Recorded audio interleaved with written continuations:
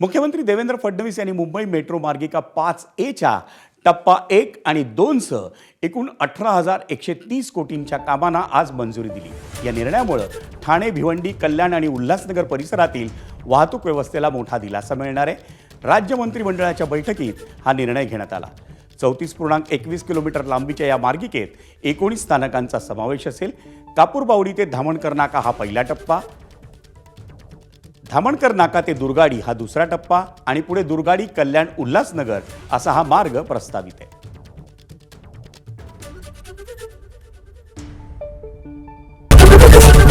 ABP माझा, उघडा डोळे बघा नीट।